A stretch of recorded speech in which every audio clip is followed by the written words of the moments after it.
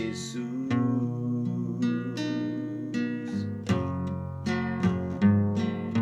Sungguh tiada lagi kasih seperti ini,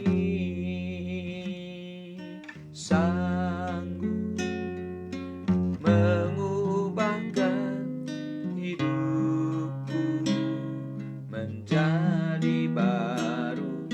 Selain kasih-Mu, Yesus,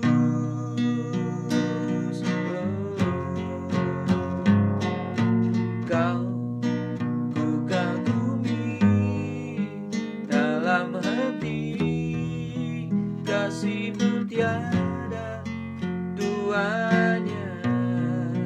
Sampai kini ku akui, kasih-Mu tiada duanya.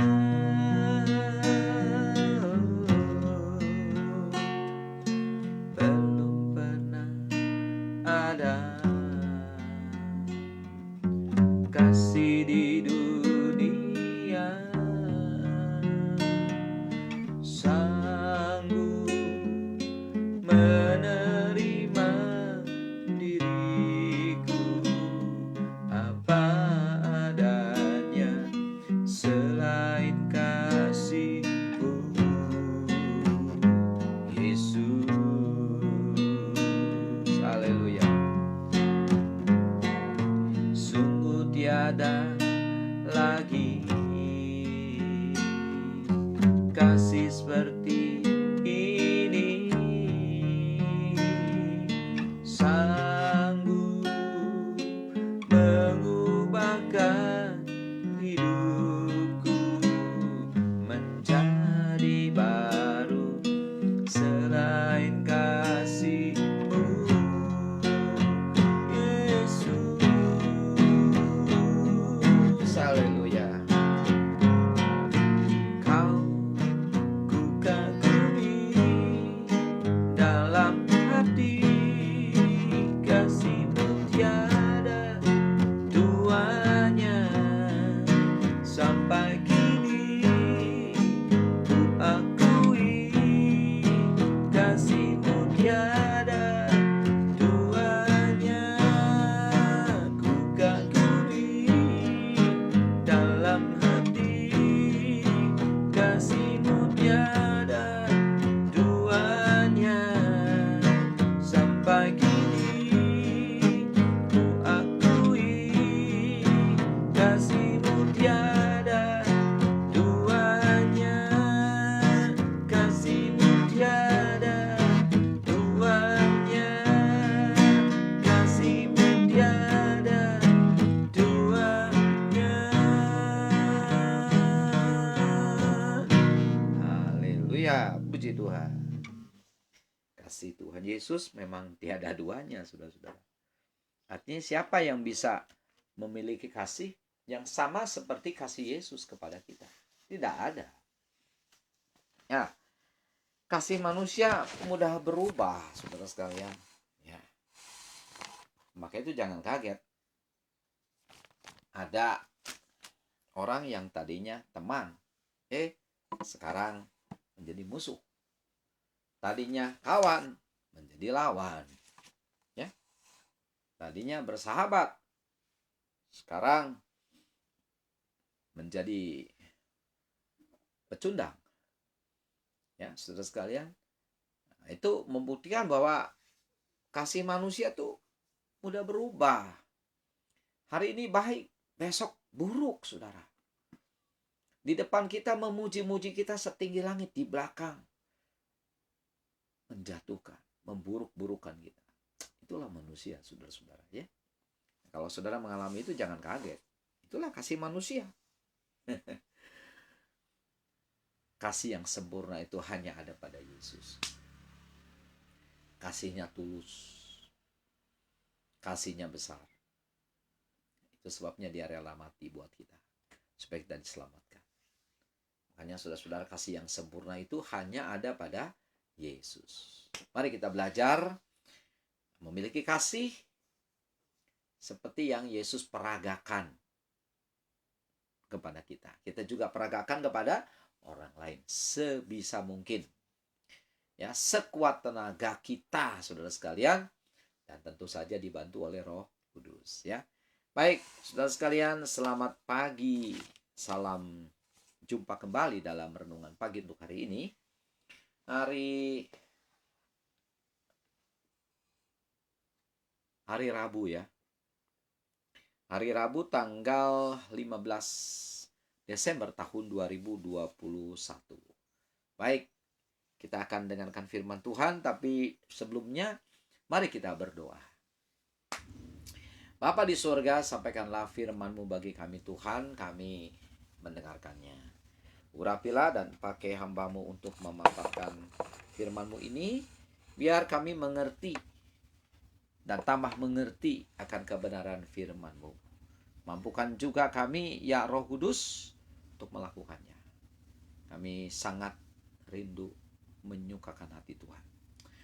Pimpin Tuhan acara ini dari awal hingga akhir. Urapan Roh Kudus ada pada kami semua. Di dalam nama Yesus kami berdoa. Amin. Baik, saudara-saudara, mari kita lanjutkan lagi pembahasan kita, ya, mengenai ketekunan. Dan ketekunan yang sudah kita bahas itu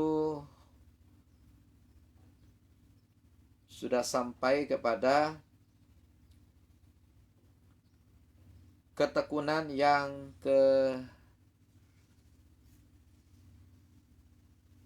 ke-12, ya, saudara sekalian. Atau coba kita ulangi, ya. Ketekunan yang pertama adalah tekun dalam doa. Ketekunan kedua adalah tekun dalam pengajaran firman Tuhan. Yang ketiga, tekun dalam beribadah. Yang keempat, tekun dalam iman. Yang kelima, tekun dalam berbuat baik. Yang keenam, tekun dalam menanggung segala penderitaan. Yang ketujuh, tekun dalam berharap kepada Tuhan. 8, tekun dalam membaca Alkitab. 9, tekun melakukan perintah Allah. 10, tekun menantikan Tuhan, menantikan Yesus, ya. Kemudian yang ke-11, tekun dalam perlombaan rohani, ya, saudara sekalian, tekun dalam perlombaan rohani. Nah, sekarang yang ke-12. Hari ini yang ke-12. Tekun apa, saudara-saudara? Tekun memikul salib. Ini ketekunan yang ke-12. Ayatnya di mana? Ayatnya dalam Ibrani 12 ayat 2. Mari kita buka Alkitab kita. Ibrani pasal yang ke-12 ayat yang kedua. Saya bacakan bagi saudara, begini firman Tuhan.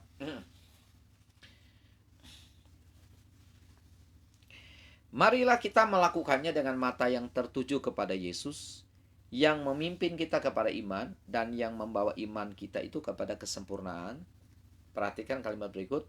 Yang dengan mengabaikan kehinaan tekun memikul salib. Tekun memikul salib ganti sukacita yang disediakan bagi Dia, yang sekarang duduk di sebelah kanan takhta Allah. Nah, saudara-saudara, ini ketekunan yang ke-12. Tekun memikul salib. Yesus sudah melakukannya, dan Dia memberi contoh kepada kita, saudara-saudara. Ia tekun memikul salib. Dan salib yang paling sempurna adalah ketika Dia di Gunung Golgota. Itulah salib yang paling sempurna, artinya penderitaan yang paling sempurna yang Yesus lakukan bagi kita, agar kita diselamatkan. Tanpa salib itu, tanpa penderitaan Yesus itu, saudara-saudara, maka tidak ada seorang pun yang bisa diselamatkan, ya. Jadi penderitaan Yesus itu menghasilkan keuntungan besar bagi kita. Penderitaan Yesus itu menghasilkan keselamatan bagi kita, saudara sekalian. Maka itu mari kita belajar berterima kasih kepada Tuhan, bersyukur kepada Tuhan, dan mengabdi kepada Tuhan. Sebab dia telah tekun memikul salib untuk menyelamatkan kita. Sebetulnya kitalah yang harus dimasukkan ke dalam penghukuman kekal. Tapi Yesus menggantikan kita dengan memikul salib itu. Sehingga kita tidak binasa, melainkan beroleh hidup yang kekal. Nah, jadi saudara bersyukur ya, ketekunan Yesus memikul salib itu mendatangkan keuntungan besar bagi kita. Dan sebelum Yesus disalibkan, saudara sekalian, di Gunung Golgota, sebetulnya ada salib-salib yang lain, tapi salibnya dalam tanda kutip. Pengertiannya adalah penderitaan-penderitaan. Jadi salib itu artinya penderitaan. Ada penderitaan-penderitaan lain yang Yesus alami sebelum dia mengalami penderitaan yang sempurna itu disalib di Golgota. Dia difitnah, ya kan? Dia dituduh sebagai penyesat. Kemudian Yesus diburuk-burukan. Tuhan Yesus pernah mau dibunuh, saudara sekalian, ya. Dan orang Farisi, orang Saduki, ahli Taurat memusuhi Yesus. Ini salib-salib sebelum Yesus menanggung salib yang paling besar, yaitu di Gunung Golgota. Sekali lagi, saudara-saudara, salib di sini artinya penderitaan. Jadi penderitaan Yesus itu bukan hanya di Golgota. Sebelum ke Golgota pun penderitaannya banyak, saudara sekalian. Tapi Yesus tekun memikul salib-salib itu. Ya, tekun. Artinya sabar, tabah, rela di dalam penderitaan itu. Semuanya demi kita manusia. Dan penderitaan yang paling mengerikan memang ketika ia ditangkap, disiksa, saudara-saudara, dicambuk, ya.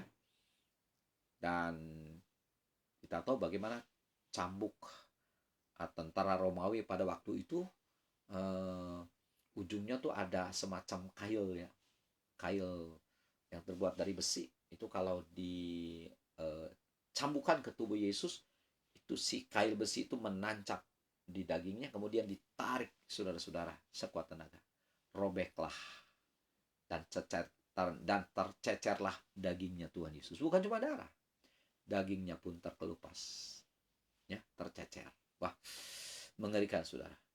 Nah, kalau saudara membaca dalam Yesaya 53, ya, di sana ditulis bagaimana wajah Yesus itu sudah tidak berbentuk lagi, saudara. Sangat mengerikan. Disiksa luar biasa. Itulah penderitaan yang hebat sampai akhirnya dia disalib.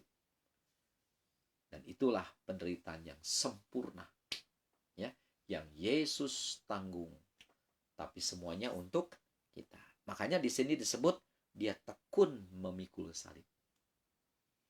Kalau Yesus tekun memikul salib untuk kita, maka saudara dan saya juga harus tekun memikul salib. Ya, kata siapa, Pak? Kita harus tekun memikul salib. Kata firman Tuhan, bukan kata saya, saudara-saudara. Ayo kita lihat ayat-ayatnya. Ya, mari. Kita harus tekun memikul salib. Kita baca dan kita buka Alkitab kita, saudara-saudara. Dalam Injil Lukas pasal yang ke-14. Mari Bapak Ibu, saudara-saudara, bukalah Alkitab saudara. Kita lihat Injil Lukas pasal yang ke-14 ayat 27. Ya. Begini firman Tuhan. Barang siapa tidak memikul salibnya dan mengikut aku, ia tidak dapat menjadi muridku. Nah, ini nih firman Tuhan, saudara sekalian. Ya. Coba sekali lagi saya baca bagi saudara. Barang siapa tidak memikul salibnya dan mengikut aku, ia tidak dapat menjadi muridku. Nah, bagaimana saudara-saudara? Jadi saudara dan saya harus memikul salib. Tapi perhatikan salib siapa yang kita pikul. Perhatikan kalimat ini. Barang siapa tidak memikul salibnya. Nyanya itu huruf kecil. Berarti salibnya sendiri. Bukan salib Yesus, saudara. Kita tidak mungkin bisa memikul salib Yesus. Tak mampu kita. Tapi setiap kita ada salib masing-masing. Dan salib masing-masing itu harus kita pikul. Siapa bilang? Tuhan Yesus yang bilang.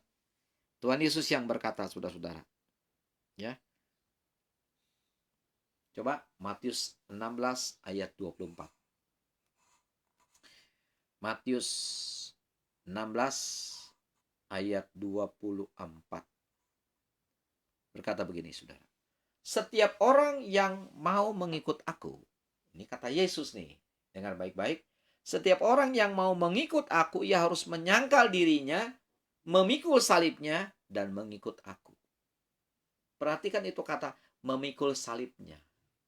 Sekali lagi, salibnya huruf kecil. Artinya salibnya sendiri. Salib setiap kita sendiri. Bukan salib Yesus yang kita pikul. Kita tak mungkin bisa memikul salib Yesus. Salib Yesus, Yesuslah yang memikul. Tapi setiap saudara, setiap kita ada salibnya sendiri-sendiri. Nah, maka itu saudara dan saya harus memikulnya. Kalau tidak memikul bagaimana? Kalau tidak memikul salib bagaimana? Tidak layak jadi murid Yesus. Nggak bisa jadi murid Yesus. Saudara dan saya, bukankah kita murid Yesus? Nah, kalau kita murid Yesus, kita harus seperti guru kita yang besar itu Yesus. Jadi kalau Yesus memikul salib, kita juga harus memikul salib. Ya. Jadi, saudara, jadi pengikut Yesus itu tidak mudah. Banyak saudara orang berpikiran ikut Yesus itu senang, diberkati, sukses, bahagia, berhasil, jadi kaya. Sampai ada saudara orang mengatakan, kalau ikut Yesus tidak kaya, dia kena kutuk. Ini ajaran sesat, saudara. Ajaran ngaco, saudara sekalian. Ya. Betul. Tuhan juga menjanjikan berkat. Dan saya pun, saudara pun pasti senang diberkati, bukan? Tapi saudara, tolonglah yang namanya berkat, keberhasilan, kesuksesan itu ditaruh di belakang. Sebab itu cuma bonus, saudara-saudara. Ada yang lebih penting daripada itu. Apa itu? Ini nih, pikul salib. Tuhan Yesus berkata di sini, setiap orang yang mau mengikut aku, ia harus menyangkal dirinya, memikul salibnya, dan mengikut aku. Tuhan tidak berkata di sini, setiap orang yang mau mengikut aku, dia akan jadi kaya raya. Rumahnya akan menjadi besar, mobilnya jadi banyak, uangnya juga menjadi banyak. Dia akan menjadi orang sukses yang sangat berbahagia. Tidak begitu kalimatnya, saudara-saudara. Ikut Yesus itu harus sangkal diri dan pikul salib. Nah, pembahasan kita ini adalah pikul salib. Tapi di situ ada kata menyangkal diri. Saya kira saya perlu sedikit saja mengulas soal menyangkal diri. Jadi dua ya yang harus kita lakukan. Menyangkal diri dan pikul salib. Apa itu menyangkal diri? Menyangkal diri itu berkata tidak kepada keinginan-keinginan kita yang bertentangan dengan keinginan Tuhan.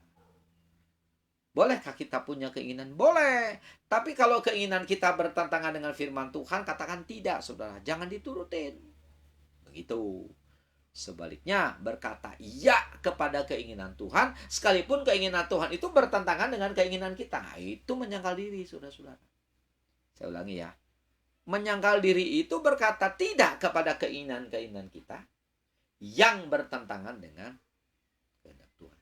Kalau keinginan saudara cocok dengan keinginan Tuhan, boleh lakukan. Tapi kalau keinginan kita tidak cocok dengan firman Tuhan, katakan tidak. Jangan dilakukan. Sebaliknya, kita berkata iya kepada keinginan Tuhan, sekalipun keinginan Tuhan itu bertentangan dengan keinginan kita. Itu namanya menyangkal diri, saudara-saudara. Poin menyangkal diri saja sudah susah, saudara sekalian. Ditambah lagi dengan memikul salib. Inilah kekristenan. Menyangkal diri dan memikul salib. Sayang saudara-saudara, banyak jemaat Tuhan dicekokin tentang berkat melulu, tentang kesuksesan melulu. Wah, hidup luar biasa. Wah, berhasil. Makanya slogannya juga saudara ya, bukan slogan apa tuh? Seringkali kita mendengar ya, kalau orang berkata atau orang bertanya, apa kabar? Jawabannya luar biasa. Luar biasa apanya, saudara? Apanya yang luar biasa? Pasti konotasinya soal berkat, soal materi. Aduh, saudara sekalian. Saya menyayangkan saudara-saudara kebiasaan yang seperti itu. Ya, Bapak Ibu. Memang Tuhan mau menjadikan kita orang yang luar biasa. Tapi luar biasa di sini bukan hanya luar biasa soal berkat. Tapi khususnya luar biasa dalam memikul salib dan menyangkal diri. Itu saudara sekalian. Kalau luar biasanya dalam hal rela menyangkal diri dan memikul salib, saya setuju saudara. Tapi kalau luar biasanya ditekankan soal materi, soal duit, soal keberhasilan, soal kesuksesan, saya tidak pernah setuju saudara sekalian. Betul. Ya. Tapi ya itulah. Jemaat seringkali terbiasa dengan kalimat-kalimat seperti itu. Dan itu biasanya kalimat yang disampaikan oleh motivator, saudara. Ayo katakan luar biasa, sukses, berhasil. Ya nggak salah kalau dalam bidang bisnis memang betul kita harus optimis. Tapi dalam mengikut Yesus, saudara-saudara, kita harus luar biasa, terutama dalam menyangkal diri dan memikul salib. Itu baru betul. Nah, kalau saudara-saudara luar biasa dalam rela menyangkal diri dan memikul salib, saya sangat percaya saudara-saudara, berkat-berkat Tuhan itu pasti datang. Ya. Tapi jangan diutamakan berkat, karena berkat itu cuma bonus, saudara-saudara. Ini yang utama nih, menyangkal diri dan memikul salib. Itu. Saya ulangi sekali lagi ya, saudara-saudara, kalimat ini. Matius 16 ayat 24. Lalu Yesus berkata kepada murid-muridnya, setiap orang yang mau mengikut aku, ia harus menyangkal diri dan memikul salib. Nah, kalau tidak mau menyangkal diri dan tidak memikul salib, tidak layak jadi murid Yesus. Begitu. Saudara murid Yesus atau bukan? Kalau mengaku iya, nah tinggal tanya, sudah menyangkal diri apa belum? Sudah pikul salib apa belum? Gitu. Nah, kalau saudara-saudara kita tidak menyangkal diri dan tidak memikul salib, kita bukan murid Yesus. Dan tidak layak jadi murid Yesus. Sekalipun kita berkata, aku murid Yesus. Jadi kalau mau jadi murid Yesus, harus rela menyangkal diri. Harus rela memikul salib. Bapak Ibu setuju apakah? Tidak. Harus setuju, saudara sekalian. Jadi orang Kristen itu tidak mudah, saudara. Tidak gampang. Ya. Sekali lagi, tidak mudah, tidak gampang. Sekedar rajin ke gereja, gampang. Ikut pelayanan, mudah. Tidak sulit, saudara sekalian. Tapi, saudara, menyangkal diri dan memikul salib itu yang sulit. Makanya banyak orang Kristen gagal jadi murid Yesus karena tidak berhasil menyangkal diri, tidak berhasil memikul salib. Ayo, saudara sekalian, siap-siaplah untuk kita melakukan apa yang Tuhan mau. Menyangkal diri dan memikul salib. Ya. Nah, inilah ketekunan yang ke-12. Tekun memikul salib. Kata tekun itu artinya, saudara, terus menerus. Ya. Coba ayat terakhir saja, karena waktunya sudah tidak memungkinkan. Kita lihat di dalam Injil Lukas pasal 9 ayat 23. Coba. Lukas 9 ayat 23, saudara-saudara. Nah, kalau tadi untuk murid-murid, sekarang untuk setiap orang.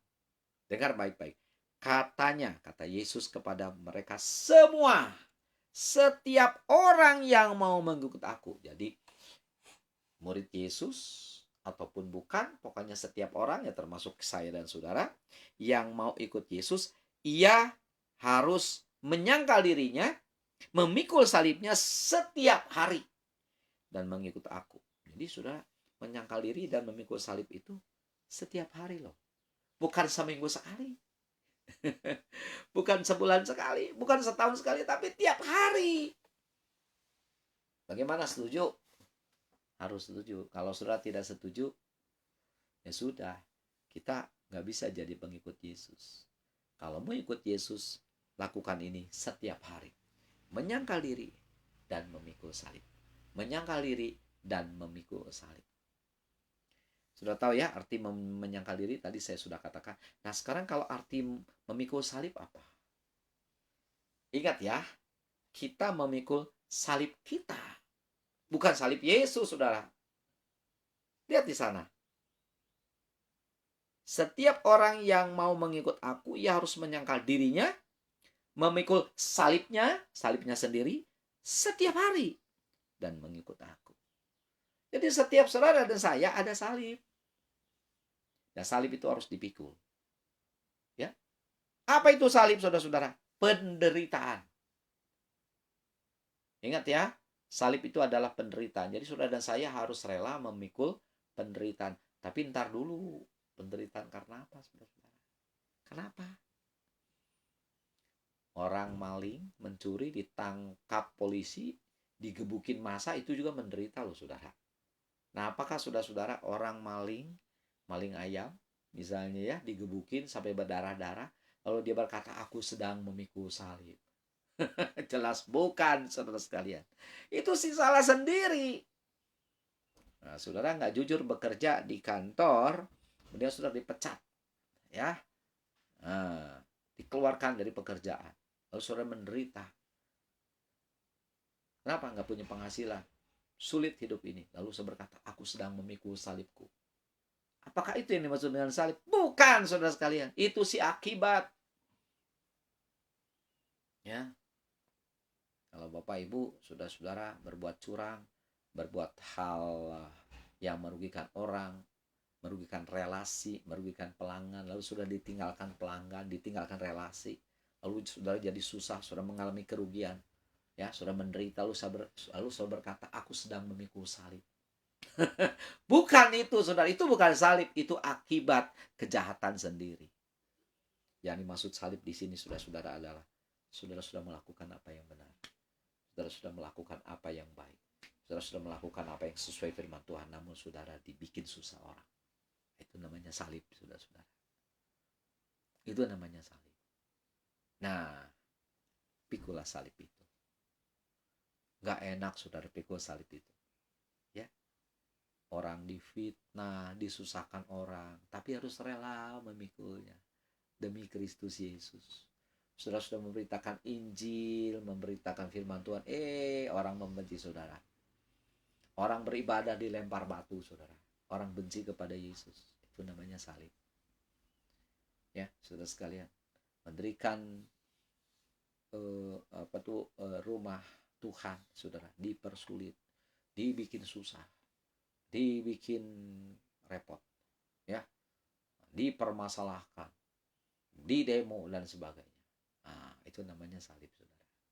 Sudah melakukan apa yang benar, tapi menderita. Itu namanya salib. Nah, saudara, salib itulah yang harus kita pikul.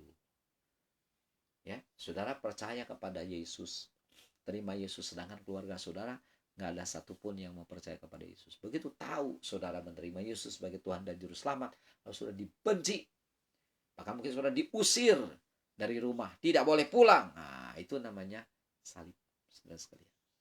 Menderita karena kebenaran. Ya, nah jangan sampai ada di antara saudara menderita karena ketidakbenaran. Itu bikin malu. Tapi kalau saudara menderita karena kebenaran, itu kasih karunia Allah, kata firman Tuhan. Oke, Bapak Ibu, mungkin nanti malam ya, saya akan bahas soal penderitaan itu berikut dengan ayat-ayatnya. Sekarang sampai di sini dulu renungan kita kiranya menjadi berkat bagi kita semua. Ya, jangan lupa Bapak Ibu belajar menyangkal diri dan pikul salib. Ayo kita berdoa. Terima kasih Tuhan. Kami sudah mendengarkan firman-Mu, mampukan kami untuk melakukannya. Tuhan Roh Kudus, tolonglah kami Tuhan. Kami rasanya tidak sanggup, harus menyangkal diri dan pikul salib dengan kekuatan kami sendiri. Kami butuh Roh-Mu ya Tuhan. Kuatkan kami Tuhan. Kami yakin kalau dibantu oleh Roh Kudus kami bisa menyangkal diri. Kami bisa memikul salib. Kami boleh hidup berkenan di hadapan Tuhan. Memberkati semua saudara-saudara yang hadir dalam renungan pagi hari ini. Berkatilah mereka jasmani rohani. Terpujilah nama Tuhan dan kami menyerahkan kehidupan kami dalam hari yang baru ini Tuhan. Pagi, siang, sore, malam dimanapun kami berada, kami ingin selalu bersama-sama dengan Engkau. Dalam nama Yesus kami berdoa. Amin. Itulah saudara-saudara renungan pagi kita hari ini, hari Rabu ya, tanggal 15 Desember tahun 2021. Kita jumpa lagi nanti malam pukul 22. Selamat bekerja, selamat beraktivitas. Tuhan beserta saudara. Tuhan membuat saudara berhasil dalam segala hal. Ya, dan jangan lupa Bapak Ibu, saudara-saudara, kita semua harus selalu takut akan Tuhan. Shalom.